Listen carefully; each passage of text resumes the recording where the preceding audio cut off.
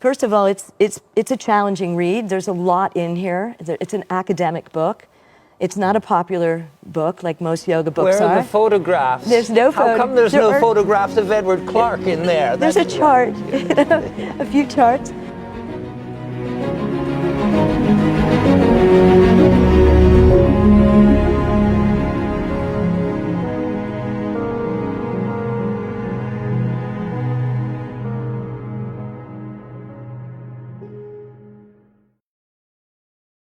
Well, I think we were motivated to write the book because we really saw a niche in the market, since there was really nothing written that was academic or dealt with pedagogy in terms of teaching yoga.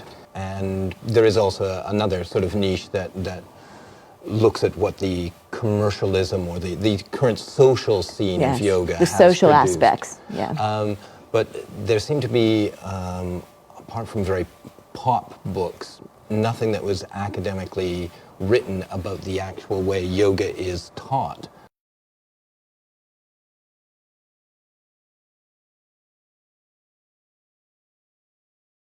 So many people are doing vinyasa yoga. It's so much more popular than more still or practice of asana. The techniques then in vinyasa are sort of this physically expansive, these ways of moving one's mind, one's body into an interaction with the other, with reality.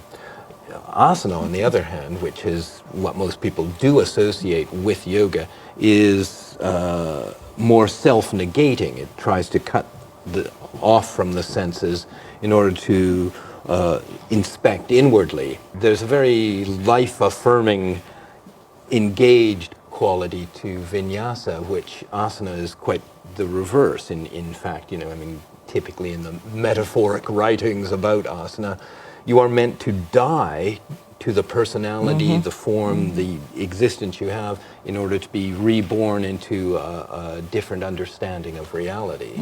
But it is utterly removed, traditionally, from tactile, actual sensual engagement of any sort, which sounds like no fun at all, but evidently it's really blissful. Yeah. Enhancing the ritual quality of class, I think, is an important part of pedagogy. And it seemed so obvious it was a ritual. It was also surprising to us, I think, that no one had written about that and said, this is a ritual. Let's take advantage of that. Critical acceptance, which is, you provisionally accept a hypothesis and then you critically evaluate it through experience. And I think that was something we felt was missing in teachers we had known, or missing in our students, was that they were just parroting a lot of what their teacher was saying, or teaching a class out of a sequence in a book, instead of questioning everything.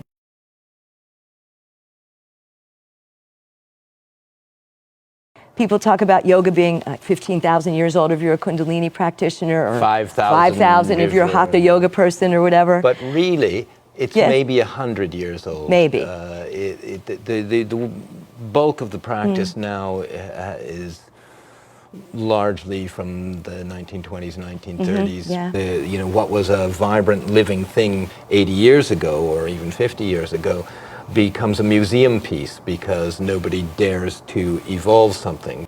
So every other discipline has changed.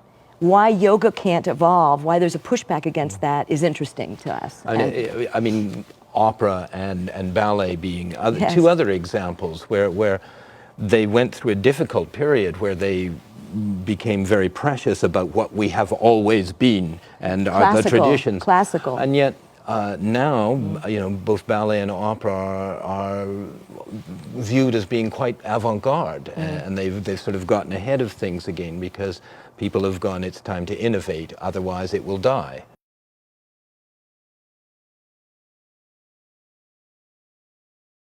Be aware requires one to enter into an overtly sensual relationship with the universe. The thing that yoga does for me, and why I fell in love with it, was the sense of embodiment I had in myself, just being fully in myself. And then both being embodied but also embedded in whatever environment that I'm in, and the absolute awareness of that and the increased awareness of that is so empowering. Also, is not just empowering in terms of being physically empowering, it's empowering in terms of my understanding myself. So I am self-aware because I know this thing, this vessel I'm in, and how it works, and I feel fully in it.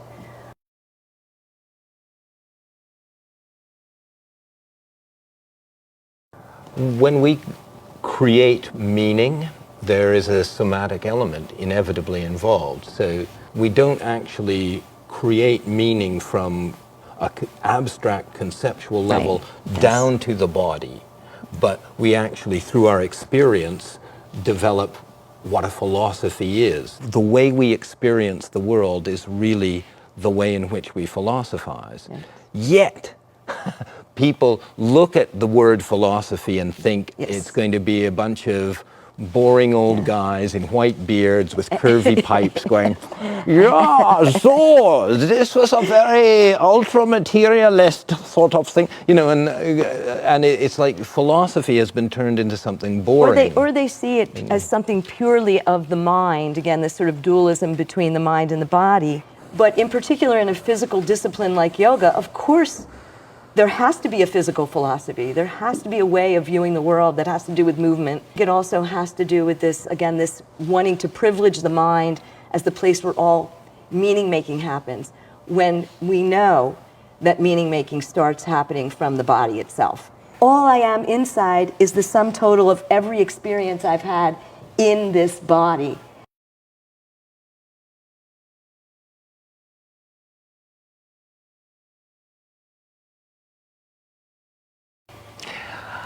I don't think yoga in particular has much to do with that, but doing anything physical or simply applying focus and concentration, that usually helps people.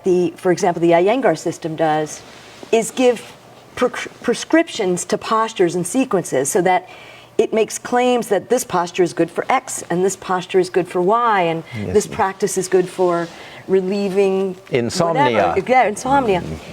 But the truth of the matter is, it's the way that you execute the posture that gives its impact and its effect. So, for example, if I'm going to practice a headstand with my eyes closed, it has a very different impact on me than practicing it with my eyes open and having it move instead of being still.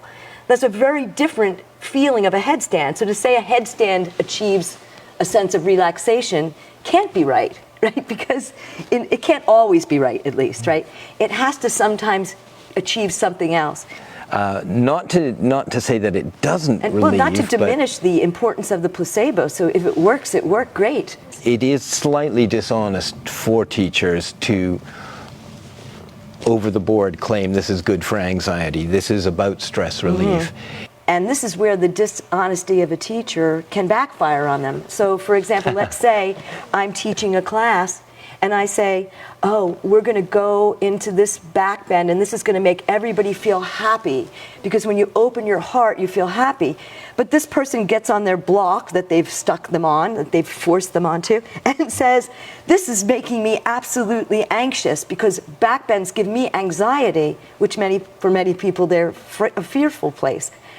So then that student says, wait, this teacher told me I was going to feel good. They're prescribing an emotion, they're prescribing a sensation, an impact for that person that they have no business doing, you know, because that person's going to get their own experience out of that.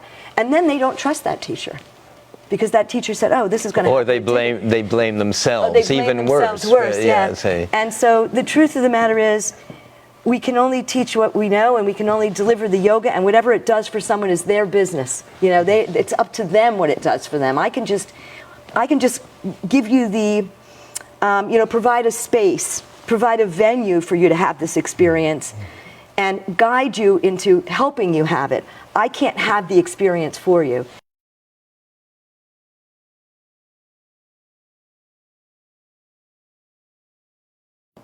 I think for me, the most critical issue is that, for the most part, we're using teacher trainings to teach people yoga instead of teaching them how to teach. And I know why this is happening. It's happening because the studio model is a difficult one to maintain financially, and so people are using teacher trainings in order to be financially solvent, and they'll take anybody in a teacher training who will pay for it. And so what's happening is they're having to teach them yoga instead of teaching them how to teach, when people should already have been advanced practitioners before they're teaching. And what also it's created is a situation where so many people are yoga teachers, like everybody's a yoga teacher at the studio, so that the quality of being a teacher isn't respected anymore. It's not seen as anything special or important like it used to be. And it's much more difficult for people to want to learn things from people that are challenging if they don't have respect for the teacher and understand that learning yoga takes a long time. So when you've got people entering the teaching training and then the profession who haven't gone through this lengthy period of learning their craft, they don't have anything to teach. You know, the Yoga Alliance is an industry organization. It is not about yoga. It is about the business of yoga. And I think that risks, again, denuding the more interesting aspects of yoga. It just takes all the potential out of what the practice can do.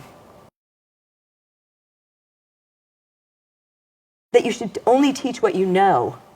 So one of the ways that the book should help people is, hopefully you'll know more, but most of what you know, I mean, just from reading it, but most of what you know from your own physical experimentation. People end up teaching so many classes that they never actually do their own practice anymore. Certainly, I think the thing that we've found when we've been teaching, so many teachers are burnt out. They've just lost the thrill, the thing that made them actually passionate about this has been lost through doing too much teaching. And that shouldn't really happen. A great teacher is incredibly entertaining. That they take you through the ideas, they lead you on a journey, and it's intellectually fun. In the case of yoga, it should be physically fun as well. That it's like, oh my God, this is the most stimulating thing I could be doing today for the teacher as well as for the student. You know, that we're allowed to be critical thinkers in yoga. I can take this somewhere that nobody's taken it before. It's not a violation of some rule in yoga. The answers are not already there. The ancients didn't know anything, maybe, you know.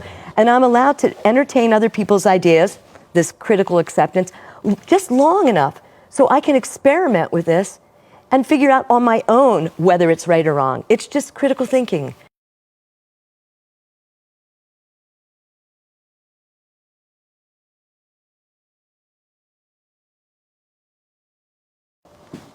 I mean, yoga is global, you know, and the Western style of yoga, as it's become the Western style of yoga, has been globalized. And so we do see similar practices everywhere in terms of the physicality.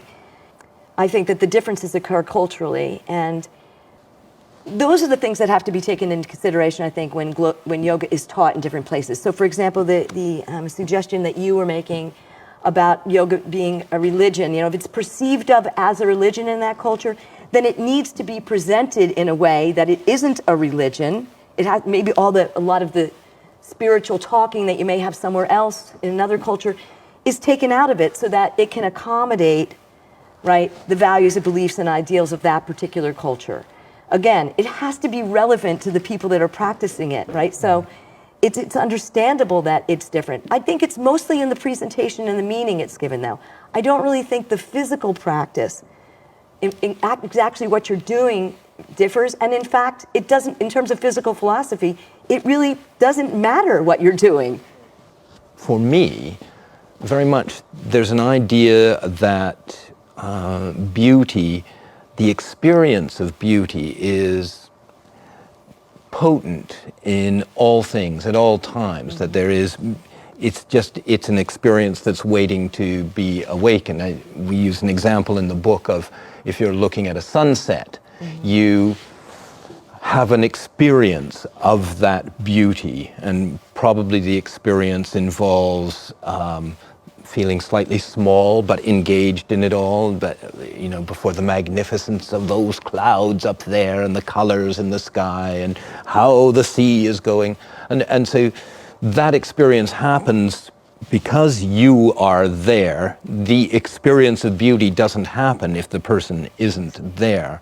But at any time, in any condition, even the soft tablecloth is a beautiful thing if you perceive it as such. People always talk about, oh, take it off the mat, and into the world, your practice. But really what we're saying is, why ever limit it to a mat? The actual yoga isn't the postures. So we make a distinction between theory, method, technique, and form. It's one of the ways that we understand pedagogy, or we outline pedagogy in the book. And the form is actually what you're doing. The form can be anything. What's important is not the form. The important thing is the perspective that we take while we're doing it and the way that we execute it. The execution and the perspective. And I think that that's what aesthetics is about, to take that position. This is what a teacher does, is they set certain parameters. They put the frame around where people are going to generate their focus and their concentration. One of the things that works for me is perceiving yoga as an aesthetic phenomenon. And I say yoga is a revealer of beauty. The early Greeks, the pre-Socratic Greeks, had sayings like, there is friendship in all things, which like, oh my God, what a great idea. I am friends with the little thing that I cut my vegetables up with, and I'm friends with the tablecloth. And because this respect and this genuine appreciation for something exists. This is what I think is potent in yoga in all cultures. When we talk pedagogically about how to teach, we've divided up this knowledge to help people understand pedagogy, to help people understand that what their knowledge is, that they should have a theory, they should have techniques which experiment with and bear out that method, and then they need to practice it on a form. But that form can be anything. It could be a yoga posture as easily as it could be a sunset, or as easily as washing the dishes. Or washing the dishes, exactly. And we should be able to see this really important meaning in everything that's even mundane. That's when you're practicing yoga.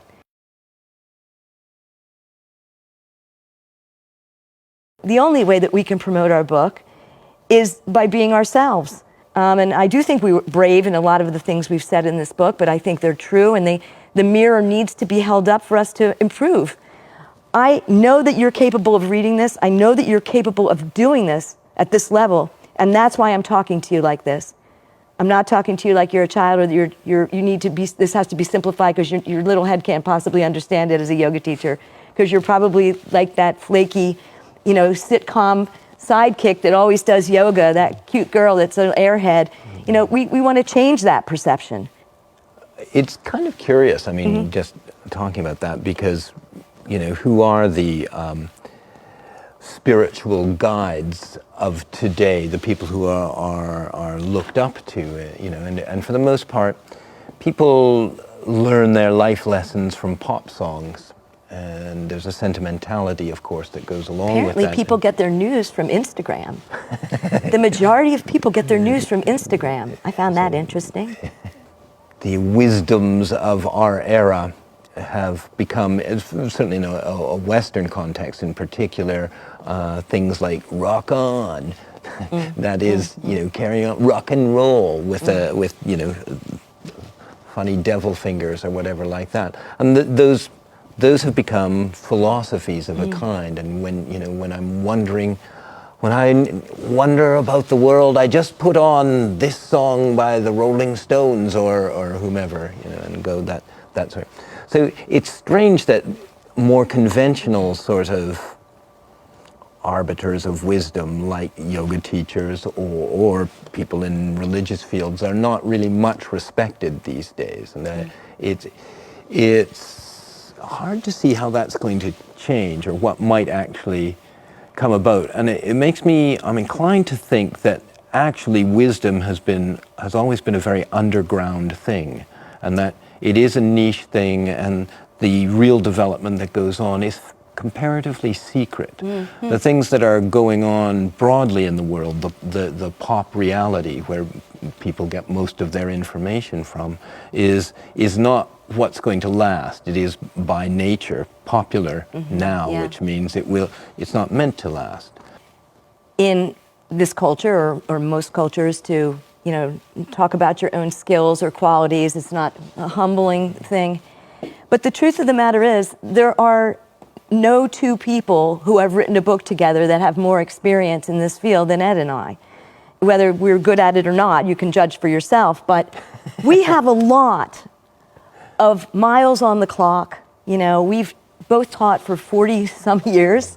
When there are so many teacher trainings in the world, this is one of the only books that actually addresses what a yoga teacher does, and without being this is a prescription. Yes. It's meant for people to understand how to be a yoga teacher, and it does address what I think are the major philosophic issues of our time in yoga, which is, what does it mean to be physically and intellectually, emotionally, imaginatively, and with your breath liberated? What do we mean by freedom, and how do we define that? How do we go about teaching people to live in a way that it allows them to evolve, to discover the things within themselves that are worthy of cultivation? And that's what a yoga teacher does. It's also the case that we don't teach this from any particular style or discipline in this book. This is applicable to any kind of yoga that you do. It isn't just about how Ed or I practice.